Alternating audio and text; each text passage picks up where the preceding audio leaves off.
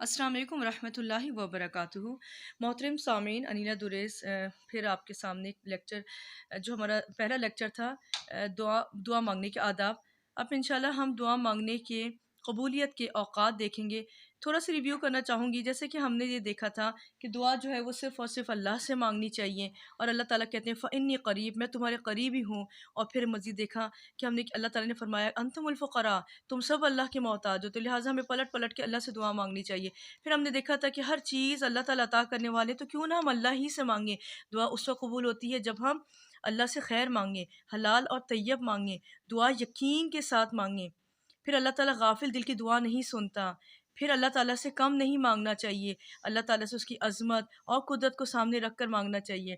جس طرح ایک خاتون تھی، وہ اپنا تجربہ شیئر کرتی ہے کہ میں نے اللہ تعالیٰ سے کہا کہ یا اللہ تو مجھے گھر دے، چاہے تو مجھے 2 کمروں کا ہی گھر دے۔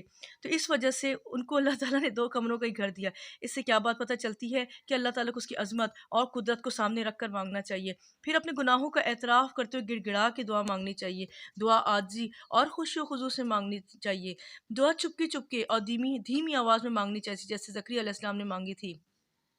پھر دعا برابر مانگتے رہنا چاہیے، تھکنا نہیں چاہیے کہ انسان اللہ سے بہت مانگے، جب دعا کی قبولیت کے وقت ہے تو انسان مانگنا چھوڑ دے۔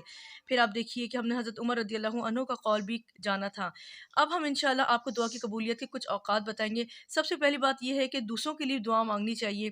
جب ہم دوسروں کے لیے دعا مانگتے ہیں تو ان کے فرشتے کہتے ہیں تمہارے لیے بھی وہی کچھ جو تم نے اس کے لیے مانگا۔ دوسری چیز یہ کہ دعا مانگنے سے پہلے اللہ کی حمد و ثنا بیان کرنی چاہیے۔ شروع، اول اور آخر درود شریف پڑھنا چاہیے، اس میں دعا جلدی قبول ہو جاتی ہے۔ نبی کریم صلی اللہ علیہ وسلم مسجد میں تشریف رکھتے تھے۔ ایک شخص آیا، اسے نماز پڑھی اور نماز کے بعد کہا اللہم اغفر لی، اللہ میری مغفرت فرما۔ آپ نے یہ سن کر اس سے کہا کہ تم نے دعا مانگنے میں جلد بازی سے کام لیا۔ جب نماز پڑھ کر بیٹھو تو پہلے اللہ کی حمد و ثنا کرو، پھر درود شریف پڑھو، پھر دعا مانگو۔ آپ فرما ہی رہے تھے کہ اتنے میں ایک دوسرا آدمی آیا، اسے نماز پڑھ کر اللہ کی حمد بیان کی، درود شریف پڑھا۔ آپ نے فرمایا اب دعا مانگو، تمہاری دعا قبول ہوگی۔ یہ ترمذی کی حدیث ہے۔ یعنی دعا کے شروع اور آخر میں اللہ کی حمد و ثنا کے بعد درود شریف ہونا چاہیے۔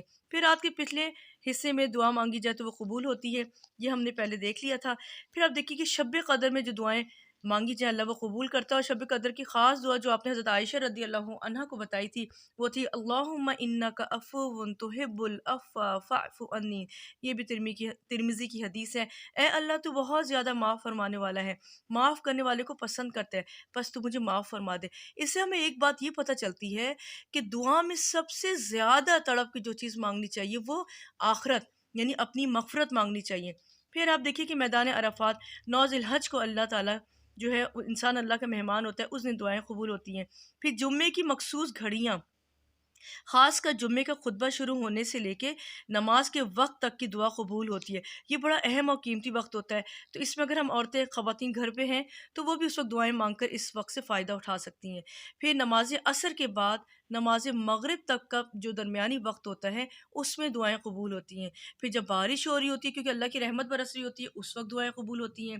پھر اذان کے وقت دعا قبول ہوتی ہے، تو اسی لیے جب اذان ہو تو اذان کا جواب بھی دینا چاہیے، اور اس کے بعد جو دعا مانگیں وہ قبول ہوتی ہے۔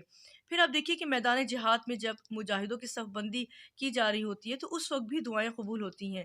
رسول اللہ صلی اللہ علیہ وسلم نے فرمایا، ابو داؤد کی حدیث ہے، جو دو چیزیں اللہ کے دربار سے رد نہیں کی جاتی، ایک اذان کے وقت کی دعا اور دوسری جہاد میں صف بندی کے وقت کی دعا۔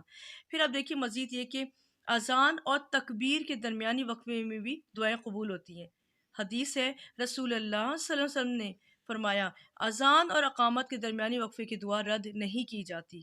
صحابہ کرام نے دریافت کیا یا رسول اللہ اس وقت پھر ہم کیا دعا مانگیں؟ آپ نے فرمایا تم یہ مانگو اللہم انی اسألک العفو والعافیہ والعافیۃ فی الدنیا والآخرہ۔ اے اللہ میں تجھ سے عفو اور کرم، عافیت و سلامتی مانگتا ہوں، دنیا میں بھی اور آخرت میں بھی۔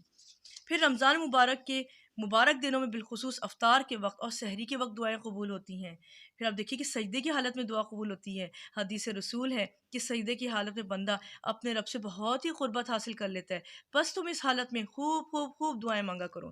پھر آپ دیکھیے کہ فرض نمازوں کے بعد جیسے ہم فجر کی 2 فرض ظہر کے 4 فرض، اسی طرح عصر کے 4 فرض، مغرب کے 3 فرض، پھر عشاء کے. تو جب فرض نماز پڑھ لیں تو سلام پھیرنے کے بعد آیت الکرسی پڑھنے کے بعد جب ہم دعا مانگتے ہیں تو دعائیں قبول ہوتی ہیں. جب انسان کسی شدید مصیبت یا انتہائی رنج و غم میں مبتلا ہو، اس وقت جب تڑپ کے دعا مانگے تو اللہ تعالیٰ دعا قبول کرتا ہے. جب انسان ذکر اور فکر کی کسی مجلس میں ہو اور اس کے بعد جب انسان دعا مانگے تو وہ دعا قبول ہوتی ہے. پھر مکہ میں 15 مقامات ایسے ہیں جہاں بالخصوص دعا مانگی جائے تو دعا قبول ہوتی ہے، جس میں مناس، عرفات، مقام ابراہیم کے پیچھے، صفا مروہ، کعبہ کے اندر، زمزم پیتے ہوئے مختلف جگہیں ہیں. پھر دعا کرنے سے پہلے اگر صدقہ کرے تو صدقہ کر کے دعا مانگی جائے وہ دعا قبول ہوتی ہے. پھر دعا سے پہلے کوئی نیک عمل کریں، اس کو یاد دلا کے، جیسے وہ 3 غار والوں کا واقعہ تھا، انہوں نے اپنے نیک عمل یاد دلائے تھے اور غار کے منہ کے آگے سے پتھر ہٹ گیا تھا. تو اس وقت جب انسان اپنے نیک عمل کو یاد کر کے دعا مانگے کہ یا اللہ میں نے دائیں ہاتھ سے صدقہ کیا تھا کہ میرے بائیں ہاتھ کو بھی پتہ نہیں چلا، اگر آپ کو میری نیکی پسند آئی ہے تو میری دعا قبول کر لیں. پھر مرغ کی آواز کے وقت جب دعا مانگی جائے تو قبول ہوتی ہے، کیونکہ حدیث میں صحیح مسلم کی حدیث ہے، نبی کریم صلی اللہ علیہ وسلم نے فرمایا جب تم مرغ کی اذان سنو تو اللہ سے اس کا فضل مانگو. اللہم انی اسألک من فضلک، کیونکہ مرغ فرشتے کو دیکھتا ہے. اور جب تم گدھے کی آواز سنو تو شیطان سے اللہ کی پناہ مانگو، یعنی پھر اعوذ باللہ من الشیطان الرجیم کہنا چاہیے. پھر بندے کی دعا قبول ہوتی ہے جب تک کہ وہ جلد بازی نہ کرے. صحابہ کرام نے پوچھا یا رسول اللہ جلد بازی کیا ہوتی ہے؟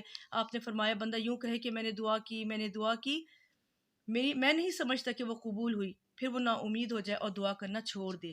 اس لیے اس کو ایسا نہیں کرنا چاہیے.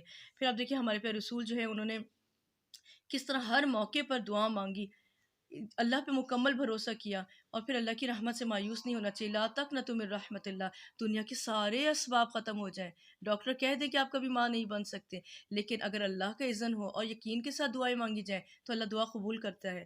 اور اگر ہمارے پیارے رسول کی اگر ہم سنتیں دیکھیں کہ آپ نے کون سی دعا کثرت سے مانگی، تو آپ کی کثرت سے جو دعا ہمیں ملتی ہے وہ ہے ربنا آتنا فی الدنیا حسنۃ وفی الآخرۃ حسنۃ وقنا عذاب النار. کثرت سے آپ نے یہ دعا مانگی، صحیح مسلم کی حدیث ہے. پھر آپ دیکھیے کہ اللہ کے رسول جامع دعا مانگتے تھے. حضرت عائشہ رضی اللہ عنہ سے روایت ہے کہ رسول اللہ صلی اللہ علیہ وسلم جامع دعاؤں کو پسند فرماتے اور ان کے علاوہ دوسری دعاؤں کو چھوڑ دیتے. محمد صلی اللہ علیہ وسلم نے کبھی بھی اپنی دعاؤں میں اللہ تعالیٰ سے محنت، مشقت، بدبختی، برے فیصلے یہ نہیں مانگے اور دشمنوں کے خوش ہونے سے بھی پناہ مانگی. تو ہمیں کوشش کرنی چاہیے قرآنی اور مسنون دعائیں یاد کر لیں اور اس کو بھی مانگیں. پھر آپ دیکھیے کہ دعا کے بارے میں آتا ہے کہ دعا تقدیر کو بدل دیتی ہے.